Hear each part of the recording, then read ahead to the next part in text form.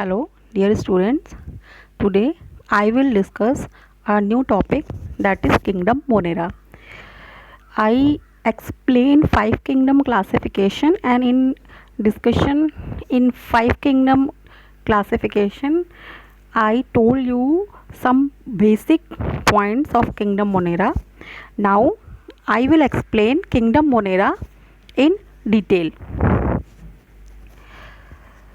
Introduction.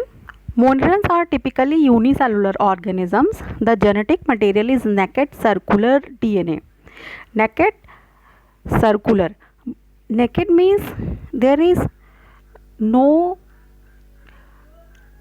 any envelope present outside this genetic material. This genetic material, this DNA is genetic material, and it remains inside cytoplasm suspended in a region that is known as nuclear region, but there is no a clear membrane, no distinct membrane is not available. So naked circular DNA, we say this.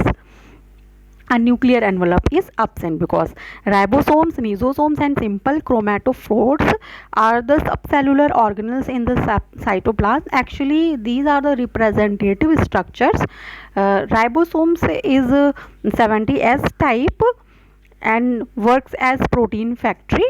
Mesosomes are representative of mitochondria, and chromatophores works like a plastid, or you can say chloroplast like structure. If any protista is of autotrophic mode, any protist that show autotrophic mode of nutrition have chromatophores. These are the subcellular organelles, but you know that mostly monerans are actually, all the monerans are prokaryotic. Monerans are typically unicellular and prokaryotic. Because they are prokaryotic, and prokaryotes, you know that prokaryotes lacks cell organelles, but ribosomes, mesosomes, chromatophores like structure, these are not organized compartments, membranous compartments, but simple structures and present in the cytoplasm. Sap vacuoles do not occur. Vacuole that is present in a well organized cellular structure, especially of autotrophic mode, sap vacuoles, large central sap vacuole is present, but here vacuole is present, but that is not as clear as distinct organized vacuole like sap vacuole that is in eukaryotes. The predominant mode of nutrition is absorptive, but some groups are photosynthetic and chemosynthetic. Means mode of nutrition, when we observe, we study monerans on the basis of mode of nutrition, we find a versatility in the mode of nutrition. I will discuss this further. The organisms are non-motile or move by the beating of simple flagella or by gliding.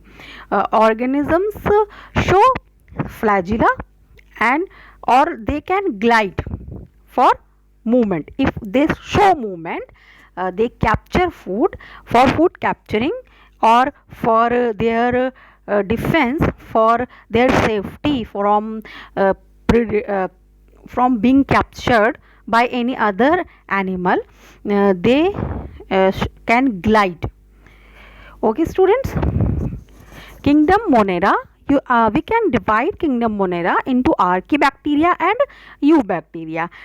In Kingdom Archaebacteria, halophiles, methanogens and thermoacidophiles are the three basic groups of animals, and in Eubacteria there are cyanobacteria, chemoautotrophs and heterotrophic bacteria. Actually you can see that Archaebacteria and Eubacteria, actually Archaebacteria means, archae means primitive and eu means true bacteria. These are the true bacteria. Actually Monera kingdom representative members of the Monera kingdom are the bacteria and blue green algae. But Archaebacteria are the group of animals like halophiles, methanogens, and thermoacidophils. This division is based on the basis of habitat of the group of organisms there where they live. I will discuss that halophiles are the group of organisms that live in salty area, methanogens live in marshy places, and thermoacidophiles lives in the area where temperature is very high. All these live in extreme conditions. Archaebacteria can live in the extreme condition. And how they survive in that environment where no one organism can survive in the world? They survive because their cell wall is very special. There are some modification in their cell wall so that they can sustain extreme conditions. Okay students, now eubacteria. In eubacteria there is a group cyanobacteria, also known as blue green algae. I will discuss it in detail. Chemoautotrophs and heterotrophic bacteria. In eubacteria these are the groups. You can see that cyanobacteria and chemoautotrophs are actually autotrophic, and heterotrophic bacteria are heterotrophic. Heterotrophic may be saprophytic, may be parasitic. Okay students, so you seen that archaebacteria, this group is on basis of habitat, and this division is on basis of mode of nutrition. And autotrophs, cyanobacteria and chemoautotrophs are the group of bacteria or bacteria like organisms that show autotrophic mode of nutrition. Auto means they can prepare their food inside their cell. Okay students, I will discuss this in detail. Here you can understand these basic points. Okay students, now I will detail all these groups. So students, I will explain some basic points. Archaebacteria are the bacteria that are special since they live in some of the most harsh habitats such as extreme salty areas, as I discussed. These are halophiles, means, and one group is present that lives in hot springs, that is thermoacidophiles, and that live in marsh areas are methanogens. Archaebacteria differ from other bacteria in having a different cell wall. I explained you structure, and this feature is responsible for their survival in extreme conditions. This is very important point. And I will discuss some point about methanogens. You can see here that in archaebacteria there is a group that is methanogens. These are the group of organisms that can live in marshy areas. Methanogens are present in the guts of several ruminant animals. जो जुगाली करते हैं animals, जैसे कि kettles हैं हमारे, यानी कि जो काऊ है, बफले हैं, तो ये क्या करते हैं, इनका एक्चुअली स्टोमक जो है वो 4 पार्ट्स में डिवाइडेड होता है, र्यूमेन, रेटिकुलम, ओमेसम एंड एब ओमेसम। तो जो इनका र्यूमेन पार्ट होता है, ये पहले क्या करते हैं, फूड को अपना पूरा एक साथ मुंह में खा लेते हैं, फिर बाद में ये बाहर निकाल के फिर से उसे चबाते हैं। तो ये आपने देखा होगा, इसी को कहते हैं जुगाली करते हैं। तो ये जो एनिमल्स हैं ये क्या करते हैं, इनमें मीथेन गैस प्रोड्यूस होती है सेलुलोज के डाइजेशन के लिए। तो ये जो मीथेन है, आप जानते हैं ये एक बायोगैस भी है। तो ये एनिमल्स एक्चुअली ये मीथेन गैस इनके इंटेस्टाइन में, एलिमेंट्री कैनाल में प्रोड्यूस होती है, और इनका जो डंग होता है, जैसे कि काऊ डंग है, तो उसमें ये मीथेन गैस जो है वो प्रेजेंट होती है। तो these forms survive in anaerobic medium means methanogens can survive in anaerobic medium and live in cattle's rumen and help in digestion of cellulose. Actually these methanogens, you can say methanogenic bacteria help in digestion of cellulose in the alimentary canal, remain present in the alimentary canal, or you can say that part especially cattle's rumen, kettles के र्यूमन में present होते हैं और वहाँ पर एनाएरोबिक medium में रह सकते हैं और सेलुलोज का डाइजेशन करवाने में हेल्प करते हैं। ये कार्बन डाइऑक्साइड से मीथेन बनाते हैं। तो इस तरह से आपको पता ही होगा कि जो मीथेन है वो भी एक क्या है, ग्रीन हाउस गैस है जो कि ग्लोबल वार्मिंग प्रोड्यूस करती है। तो मेथेनोजेंस के बारे में ये कुछ पॉइंट्स हैं जो पूछे जाते हैं, और क्योंकि यही मीथेन गैस प्रेजेंट होती है काऊ डंग में, तो उसी काऊ डंग का यूज़ करके biogas production, biogas plants villages में डेवलप किए गए हैं जिनकी हेल्प से इलेक्ट्रिसिटी प्रोड्यूस की जा सकती है for some purposes. Okay students, now I will discuss eubacteria, true bacteria. Actually these true bacteria are the representative of the kingdom Monera. Now I will discuss some points about kingdom Monera, also some points. Okay students, actually Monera, we studied 5 kingdom classification, and in the 5 kingdom classification we seen that there are the 5 basic kingdoms. What are these? These are Monera, Protista, Fungi, Animalia and Plantae. And in Plantae kingdom, what Plantae kingdom, all the multicellular autotrophs remain and grouped, and in Animalia all heterotrophic multicellular grouped, and in especially in Monera kingdom only single kingdom. Monera kingdom is the single kingdom that comprises single celled and prokaryotic organisms. All the prokaryotic organisms present on earth, present on globe, categorized under Monera kingdom. Okay students, this kingdom comprises prokaryotic organisms like bacteria and filamentous actinomycetes. Actinomycetes is like fungi like animals, and photosynthetic blue green algae and cyanobacteria are also grouped together. एक साथ देखिए कि fungi like animal भी है इसमें, और plant like photosynthetic animals भी हैं, और बैक्टीरिया तो है ही, मेनली बैक्टीरिया ही प्रेजेंट करते हैं मोनेरा किंगडम को।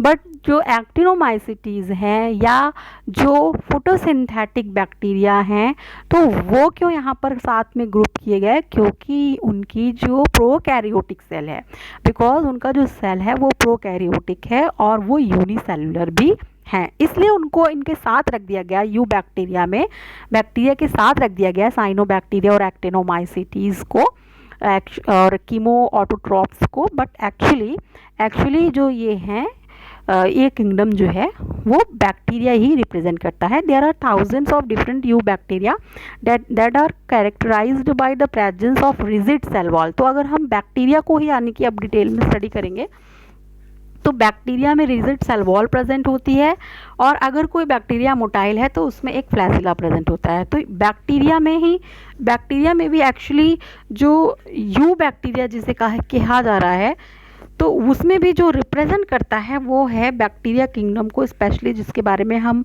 जानते हैं, जो पैरासिटिक बैक्टीरिया होते हैं या और बैक्टीरिया जिन्हें नॉर्मली हम जानते हैं, तो वो हेटेरोट्रॉफिक बैक्टीरिया का जो ग्रुप है उसको जानते हैं। इसके अलावा साइनोबैक्टीरिया और कीमो ऑटोट्रॉप्स को भी इन्हीं के साथ ही रखा गया है। क्योंकि इनका प्रोकैरियोटिक सेल इनमें पाई जाती है और ये क्या होते हैं, यूनिसेलुलर होते हैं। ओके स्टूडेंट्स, तो पहले हम साइनोबैक्टीरिया और कीमो ऑटोट्रॉप्स के बारे में कुछ पॉइंट्स डिस्कस करेंगे, फिर मैं आपको डिटेल में हेटेरोट्रॉफिक बैक्टीरिया यानी कि बैक्टीरिया के बारे में डिस्कस करूंगी। साइनोबैक्टीरिया या blue green algae, cyanobacteria are also known as blue green algae, they have chlorophyll, because they have chlorophyll, so known as, so word algae is used, and this chlorophyll is chlorophyll A actually, that is similar to green plants, higher green plants। जो बड़े बड़े पौधे हम देखते हैं और जानते हैं कि इनमें फोटोसिंथेसिस होती है, वैसे ही फोटोसिंथेसिस साइनोबैक्टीरिया भी कर सकते हैं, क्योंकि इनमें भी जो क्लोरोफिल ए पिगमेंट पाया जाता है वो ग्रीन प्लांट्स के जैसा ही होता है। इनकी सेल प्रोकैरियोटिक होती है और स्पेशली ये जो साइनोबैक्टीरिया ग्रुप है बेटा, ये क्या है, ऑक्सीजेनिक फोटोसिंथेसिस करता है, बिल्कुल वैसे ही जैसे कि ग्रीन प्लांट्स में होती है कि ऑक्सीजन प्रोड्यूस होती है, वाटर ब्रेक डाउन होता है, photolysis of water and release of oxygen green plants में होता है फोटोसिंथेसिस के दौरान, वैसा ही साइनोबैक्टीरिया में भी देखने को मिलता है। The cyanobacteria are unicellular, colonial और फिलामेंटस, मैरीन और terrestrial algae. The colonies are generally surrounded by gelatinous sheath. You can see here, this is important, mostly they are unicellular but they can form colonies, they form groups, and some are filamentous, like I discuss about actinomycetes। Actinomycetes like fungi like, and you know that basic structure of fungi is like filament। तो fungi like भी है लेकिन prokaryotic cell है और unicellular है, तो इसीलिए actinomycetes को मोनेरा में रख दिया गया है। तो स्पेशली जो बात यहाँ पर आपको पता होनी चाहिए वो ये है कि जब ये कॉलोनी बनाते हैं, ग्रुप बना लेते हैं, तो ये this colony, there colonies remain surrounded by gelatinous sheath. इसलिए आपने देखा होगा ब्लू ग्रीन एल्गे आपने बहुत से देखे होंगे, जहाँ भी कहीं काई फिसलन सी होती है तो वो फिसलन क्यों होती है, क्योंकि ये जो जिलेटिनस शीट है जो ये अपने चारों ओर, अपनी कॉलोनी के चारों ओर बना लेते हैं उसकी वजह से। तो ये जो जिलेटिनस शीट है इसी वजह से आप इस पर स्लिप कर जाते हैं, स्लिपरी भी होती है। फिर इसके अलावा आप देखते होंगे इन्हें अपने आसपास, आप देख सकते हैं कि जहाँ कहीं कोई वाटर बॉडी होती है और स्टैग्नेंट वाटर होता है, पानी रुका हुआ होता है उसमें, तो उसकी सरफेस पर आपको हरी हरी काई जैसी तैरने लग जाती है कुछ दिनों के बाद। तो वो ही जो हरी हरी काई तैरती हुई दिखाई देती है सरफेस पर, that is known as water blooms. Water blooms actually that is present in polluted water bodies, especially if nitrogenous pollutants are present in water body, then water blooms appears after some time. Some of these organisms can fix atmospheric nitrogen, means they form water blooms that is harmful। water blooms बनाते हैं तो जो water body है, क्योंकि ये living animal हैं और ये फोटोसिंथेसिस कर रहे हैं, तो ये ऑक्सीजन को वाटर बॉडी से एब्जॉर्ब कर लेते हैं अपना फूड बनाने के लिए, जिससे ऑक्सीजन जो है वाटर की जो है वो जब ख़त्म होने लगती है तो धीरे धीरे वो वाटर बॉडी भी जो होती है वो सूख जाती है, और साथ ही साथ जो वाटर है वो और भी पोल्यूटेड हो जाता है। जो नीचे की सरफेस पर एनिमल्स प्रेजेंट होते हैं धीरे धीरे वो भी डेड हो जाते हैं। सम ऑफ दीज ऑर्गेनिज्म, बट हमेशा ये हार्मफुल नहीं है। साइनोबैक्टीरिया का एक ग्रुप है जो एटमॉस्फेरिक नाइट्रोजन, आप जानते हैं नाइट्रोजन एटमॉस्फेयर में 78% लगभग प्रेजेंट होती है, 78 to 9% प्रेजेंट होती है, लेकिन उस एटमॉस्फेयर की नाइट्रोजन को पौधे यूज़ नहीं कर सकते हैं। और आप जानते हैं कि पौधों को अपना फूड फॉर्मेशन के लिए नाइट्रोजन ज़रूरी है। तो अच्छी हेल्दी प्लांट होगा तभी होगा जब उस सॉइल में नाइट्रोजन प्रेजेंट हो। तो और नाइट्रोजन प्रेजेंट कहाँ है, एटमॉस्फेयर में प्रेजेंट। तो एटमॉस्फेयर की उस फ्री नाइट्रोजन को, एटमॉस्फेयर की फ्री नाइट्रोजन को जो साइनोबैक्टीरिया हैं वो क्या कर सकते हैं, फिक्स कर सकते हैं, और फिक्स करके वो नाइट्रोजन अगर वो फ्री नाइट्रोजन है तो नाइट्रोजन के ऑक्साइड्स बनेंगे, फिर उससे नाइट्राइट और नाइट्रेट्स बन जाते हैं, और नाइट्रेट के रूप में वो सॉइल में मिक्स हो जाती है, क्योंकि वो एक कंपाउंड है तो वो सॉइल में मिक्स हो जाता है। और सॉइल में प्रेजेंट रहने वाला ये नाइट्रेट जो है वो पौधे अपनी जड़ों के माध्यम से पानी में घुलनशील अवस्था में जो है अब्जॉर्ब कर सकते हैं। तो इस तरीके से जो साइनोबैक्टीरिया हैं फिक्स एटमॉस्फेरिक नाइट्रोजन, और इसके लिए इनमें स्पेशल सेल्स पाई जाती हैं साइनोबैक्टीरिया में। जिन सेल्स में एटमॉस्फेरिक नाइट्रोजन हो सकता है उन सेल्स का नाम होता है हेटेरोसिस्ट। वेरी इंपॉर्टेंट क्वेश्चन है। एग्जाम्पल हैं जो साइनोबैक्टीरिया नाइट्रोजन, एटमॉस्फेरिक नाइट्रोजन को स्पेशली फिक्स करते हैं, उनके एग्जाम्पल हैं Nostoc and anabaena. Okay students, you seen some very important points about cyanobacteria. Cyanobacteria, also known as blue-green algae, these are photosynthetic prokaryotes. They perform oxygenic photosynthesis.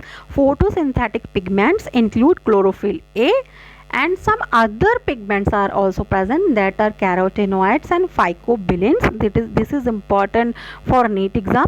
Blue green algae store the food. They store their food like green plants store their food. You know that green plants store food in form of starch, but blue green algae store the food in form of cyanophycean starch. This is stored food material of cyanobacteria, and sometimes in form of lipid and protein granules also. What is the phylogenetic significance of cyanobacteria? Actually, cyanobacteria originated around 3 billion years back.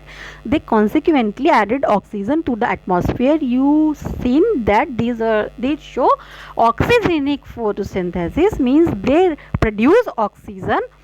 So these first they came on earth at the time of origin of life and added oxygen to the atmosphere and paved the path for the evolution of aerobic forms, other aerobic forms के लिए, aerobic life forms. And you know that for aerobic life oxygen is very important. And first cyanobacteria came, that were the oxygen producers, and atmosphere become oxidizing, and then aerobic bacteria and other oxygenic aerobic life forms came into existence. So you seen that cyanobacteria are very important. They can fix atmospheric nitrogen, and they pave the path for the evolution of aerobic life forms like aerobic bacteria also. And some cyanobacteria produces, or they forms water blooms in polluted water body. So these are the important points about the cyanobacteria. Okay students, these are the blue green algae, cyanobacteria. This is oscillatoria, and this is nostoc. And you can see here, this is nostoc. ये nostoc यहाँ आपको lower आपको magnification पर दिख रहा है, फिर यहाँ हायर मैग्नीफिकेशन पे आप देख सकते हैं। तो देखिए इसमें यहाँ पर इसकी एक सेल को दिखाया गया। एक्चुअली ये क्या है, कॉलोनी बना रहे हैं।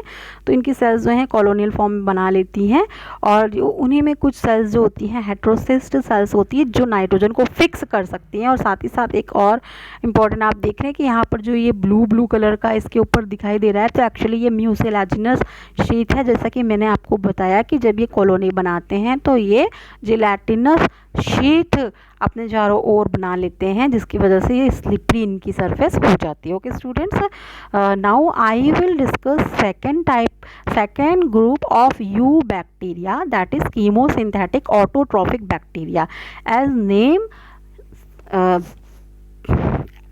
states, as name chemosynthetic autotrophic name states that these are also autotrophic means ये भी वही ग्रुप है बैक्टीरिया का जो खुद अपने आप अपना फूड बना सकता है, यानी कि ये किसी और को एनगल्फ नहीं करता है और किसी और ऑर्गेनिज्म पर डिपेंडेंट नहीं होता है फूड के लिए, ये अपनी ही सेल में फूड बनाता है।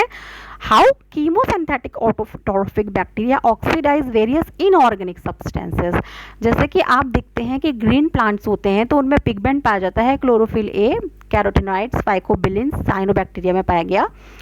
तो उनकी वो क्या करते हैं, वो वाटर और कार्बन डाइऑक्साइड को यूज़ करते हैं। कार्बन डाइऑक्साइड उनका जो है कार्बन का सोर्स होता है। इसके अलावा जो ऑक्सीजन चाहिए होता है उन्हें या इलेक्ट्रॉन्स चाहिए होते हैं वो वाटर की फोटोलिसिस से मिलती हैं। लेकिन यहाँ पर ये कीमोसिंथेटिक ऑटोट्रॉफ्स जो होते हैं they oxidise various inorganic substances like nitrates, nitrites and ammonia and use the released energy for their ATP production. ये इनके माध्यम से, ये इनऑर्गेनिक सब्सटेंसेस के माध्यम से ये अपना फूड प्रोड्यूस करते हैं। इनके एग्जाम्पल हैं green sulphur bacteria, purple sulphur bacteria.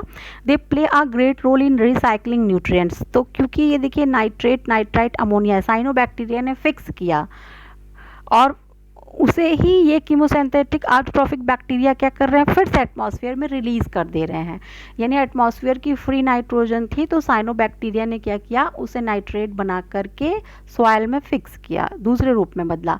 फिर सॉइल से कीमो ऑटोट्रॉप्स जो हैं या अदर लाइफ फॉर्म्स में जो प्रेजेंट है अमोनिया, नाइट्रेट, उसे ये क्या करते हैं, ये फिर से ब्रेक डाउन करके फिर से फ्री नाइट्रोजन बना के एटमॉस्फेयर में रिलीज कर देते हैं। इसी तरीके से फॉस्फोरस, आयरन और सल्फर जैसे न्यूट्रिएंट्स की रिसाइकलिंग भी कीमोसिंथेटिक ऑटोट्रॉफिक बैक्टीरिया के द्वारा की जाती है। Heterotrophic bacteria are the bacteria that are able to synthesise their own food from inorganic substances. जैसे कि आप देख रहे हैं कि फोटोसिंथेसिस का जो अगर आप इक्वेशन याद करेंगे तो आप उसमें देखते हैं इनऑर्गेनिक सब्सटेंसेस से ऑर्गेनिक सब्सटेंस बनता है। इनऑर्गेनिक सब्सटेंसेस मीन्स वाटर और कार्बन डाइऑक्साइड है, वो ही क्या बनाते हैं, कार्बोहाइड्रेट। कार्बोहाइड्रेट क्या है, ऑर्गेनिक सब्सटेंस है। तो उसी तरीके से कीमो ऑटोट्रॉप्स भी होते हैं, ये भी कुछ इनऑर्गेनिक सब्सटेंसेस यूज़ करते हैं, बट वो वाटर नहीं होता है, वो क्या होता है, वो जैसे हाइड्रोजन सल्फाइड हो गया, हाइड्रोजन हो गया, अमोनिया हो गया, ये हैं इनऑर्गेनिक सब्सटेंसेस। और इनसे ये क्या करते हैं, हाइड्रोजन लेते हैं, ठीक है, हाइड्रोजन डोनर के रूप में इनऑर्गेनिक सब्सटेंसेस को यूज़ करते हैं। और कार्बन तो कार्बन डाइऑक्साइड से ही मिलता है। तो इस तरह से आप देखेंगे कि जो फूड बनता है C6H12O6 के रूप में ही बनता है इनमें भी। तो कार्बन तो जो है कार्बन डाइऑक्साइड से मिल रही है, हाइड्रोजन जो है वो हाइड्रोजन सल्फाइड और अमोनिया या नाइट्रेट्स या अदर इनऑर्गेनिक सब्सटेंसेस से ये लेते हैं। जो कि प्लांट्स के केस में, प्लांट्स ये हाइड्रोजन कहाँ से लेते हैं, प्लांट्स ये हाइड्रोजन वाटर से लेते हैं, फोटोलिसिस ऑफ वाटर से लेते हैं।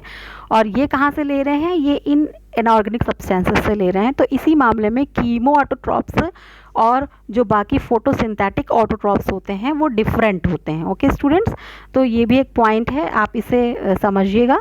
और the hydrogen needed to reduce carbon to organic form comes from sources such as atmospheric hydrogen, hydrogen sulfide gas and ammonia gas.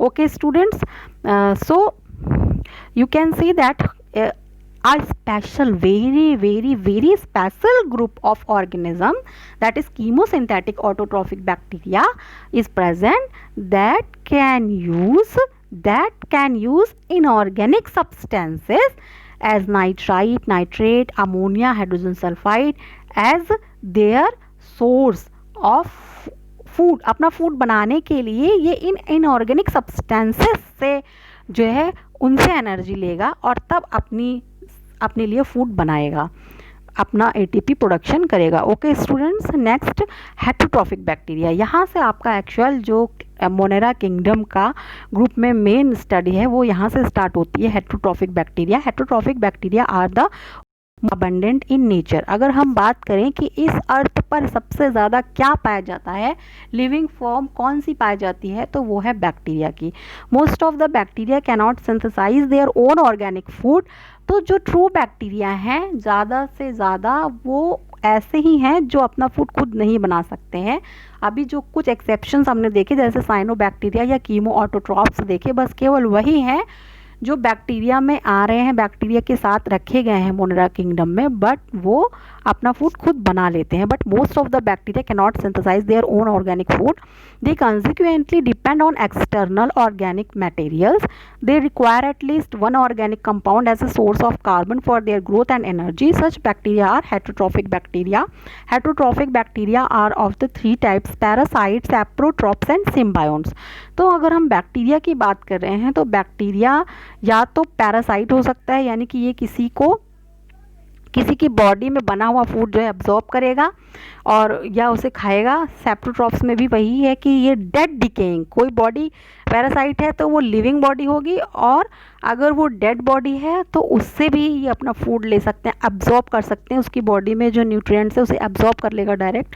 तो ये सेप्रोट्रॉप्स मोड ऑफ न्यूट्रिशन को भी सर्वाइव कर सकता है, और कभी ये सिम्बायोटिक एसोसिएशन भी कुछ बैक्टीरिया करते हैं। Okay students, I will discuss this in detail. Bacteria, this is the bacterial cell, या आप एक बैक्टीरियल सेल को देख रहे हैं तो बेसिकली आप देखेंगे बहुत ही सिंपल स्ट्रक्चर होता है बैक्टीरिया का। तो उसमें बाहर की तरफ क्या होती है, एक सेल वॉल होती है, इनमें 3 लेयर का इन्वेलप प्रेजेंट होता है। इनके पास सबसे बाहर की तरफ कैप्सूल प्रेजेंट होती है, उसके बाद सेल वॉल प्रेजेंट होती है, और बेटा उसके अंदर जो सेल वॉल के अंदर क्या है, सेल मेम्ब्रेन भी इनमें प्रेजेंट होती है। जनरली आप देखते हैं कि प्लांट्स भी हैं तो उनमें भी सेल वॉल और सेल मेम्ब्रेन 2 ही लेयर प्रेजेंट होती है, बट जो बैक्टीरिया होते हैं, बैक्टीरिया में एक लेयर और प्रेजेंट होती है जिसे कि कैप्सूल कहा जाता है। तो ये कैप्सूल जो है बहुत ही स्पेशल स्ट्रक्चर होता है बैक्टीरिया का, और इन्हीं की वजह से बैक्टीरिया जो होते हैं बहुत ही रेजिस्टेंट होते हैं, और बहुत एक्सट्रीम कंडीशंस में भी क्या कर सकते हैं, कुछ बैक्टीरिया जो है वो सरवाइव कर सकते हैं। Most of the prokaryotic cells, particularly bacterial cells, have a chemically complex cell envelope. The layers of cell envelope stack upon one another and are often bonded together tightly. In electron micrograph, 3 basic layers can be identified. Outermost is capsule. Capsule is made up of glycocalyx followed by cell wall and then cell membrane. Although each layer of the envelope performs a distinct function, together they act as a single protective unit. Okay students, तो सबसे बाहर जो glycocalyx layer है, outer most layer, ये क्या है, ये क्या करती है, बैक्टीरिया को एडहेशन में हेल्प करती है और प्रोटेक्ट तो करती है, साथ ही साथ also helps in adhesion. This layer differs in thickness and chemical composition in different bacteria. Some have loose sheath, जो कभी कभी यही जो कैप्सूल होती है बैक्टीरिया में, जो सबसे बाहर आपको कैप्सूल के रूप में दिख रहा है, ये सबसे बाहर यहाँ पर एक लेयर, एक्चुअली ये लेयर को ऐसे ही टियर करके दिखाया गया है कि सबसे बाहर डार्क ग्रीन कलर की लेयर होती है, फिर उसके नीचे सेल वॉल है, ये येलो कलर से दिखाई गई है, और यहाँ पर आपको जो है वो दिखाई गई है। इस तरह से आप देख सकते हैं कि ये सबसे बाहर एक लेयर दिखाई गई है, ये पूरी जो है ये एक लेयर है, और उसके बाद ये येलो कलर से हल्की, और ये सबसे अंदर की तरफ, तो 3 लेयर होती हैं ये।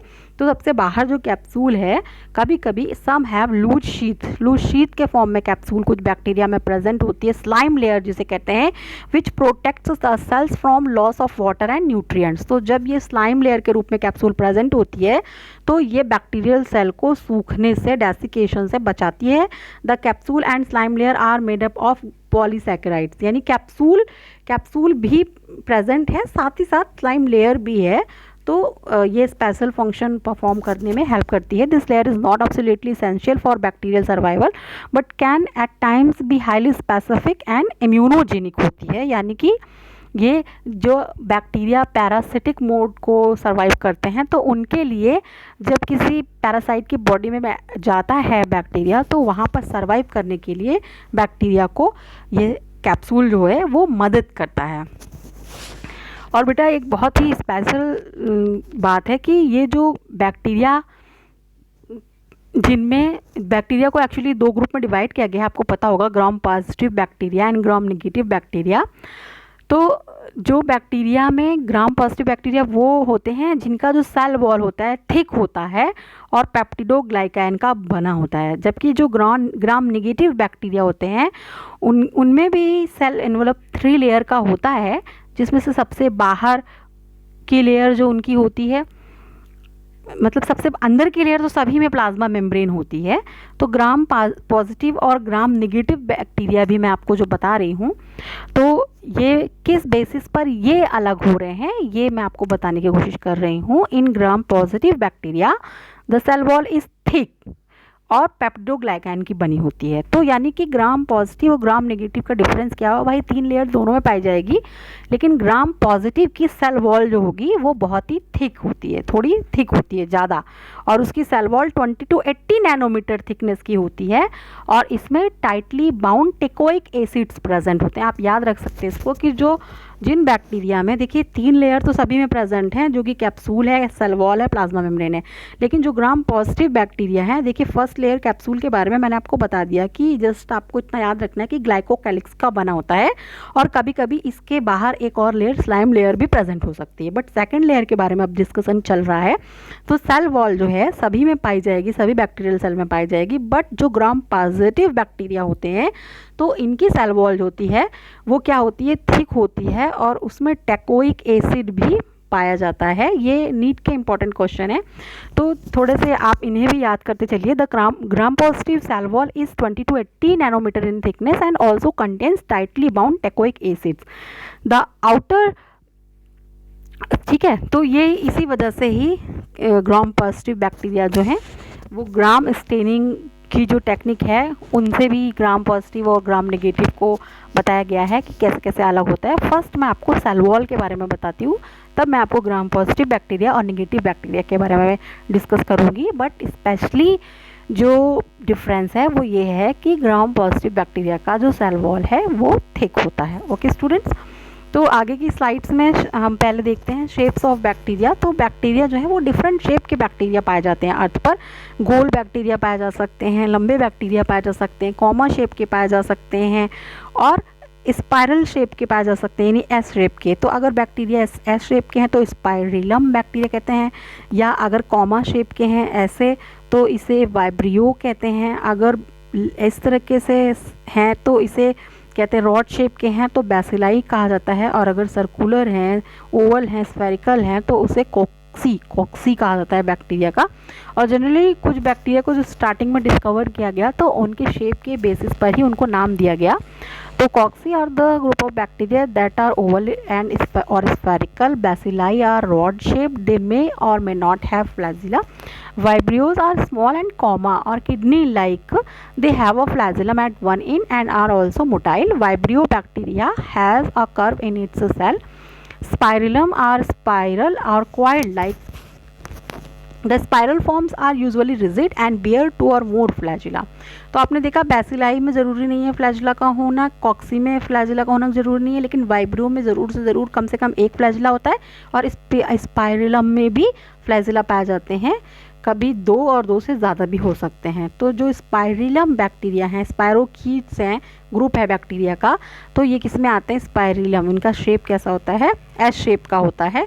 तो आगे हम देखते हैं, यहाँ पर आपको देखिए दिखाया गया है कि ये कैसे दिखते होंगे। कॉक्सी बैक्टीरिया इस तरह दिखते हैं, बैसिलाई ऐसे दिखते हैं, स्पाइरली इस तरह, और वाइब्रियो जो है वो इस तरह से दिखते हैं। तो स्पेशली आप देख रहे हैं जो स्पाइरली हैं उनमें ही फ्लैजिलम जो है, स्ट्रक्चर से भी आपको क्लियर हो रहा होगा कि इनमें ज़्यादातर फ्लैजिलम पाए ही जाते हैं।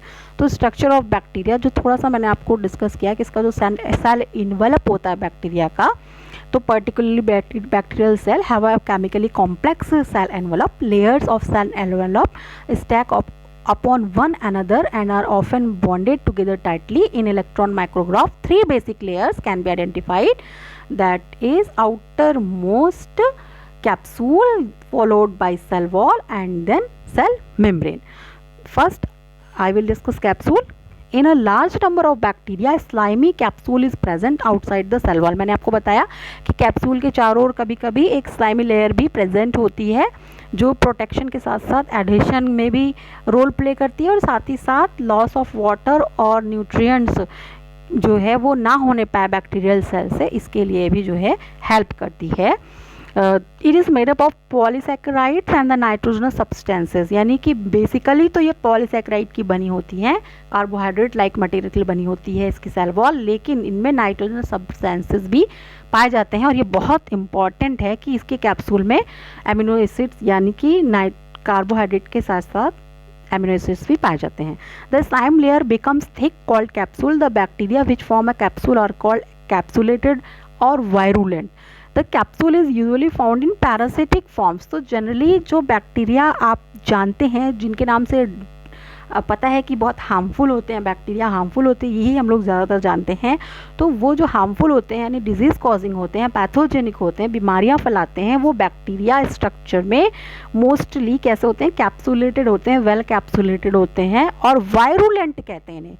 जो कैप्सूल भी है और डिजीज़ भी कॉज कर रहा है तो वायरुलेंट कहा जाता है ऐसे बैक्टीरिया को। वायरुलेंट बैक्टीरिया कैप्सूल जो है पैरासिटिक फॉर्म्स में स्पेशली उनको हेल्प करती है, किसी और एनिमल की ऑर्गन के अंदर रहने में मदद करती है, जिससे कि वो एक्सट्रीम कंडीशन में किसी एनिमल की बॉडी के अंदर भी ये आराम से रह सकते हैं। कैप्सूल इसमें इनको क्या करती है? बैक्टीरिया को मदद करती है। जैसे कि बैसिलस एंथ्रेसाइट एंथ्रेक्स का बैक्टीरिया है, डिप्लोकोकस न्यूमोनिया का बैक्टीरिया है, माइकोबैक्टीरियम ट्यूबरकुलोसिस टीबी का बैक्टीरिया है। तो ये बहुत इंपॉर्टेंट है। एंथ्रैक्स, निमोनिया और टीबी तो आपको पता चल गया। एंथ्रैक्स, निमोनिया, टीबी ये तीनों जो है ह्यूमन डिजीजेज हैं। और ये कहाँ पाया जाता है, ये सभी कहाँ पाए जाते हैं, ये कहाँ पाए जाते हैं, ये इनमें कैप्सूल्स पाए जाते हैं और ये डिजीज़ कॉजिंग होते हैं।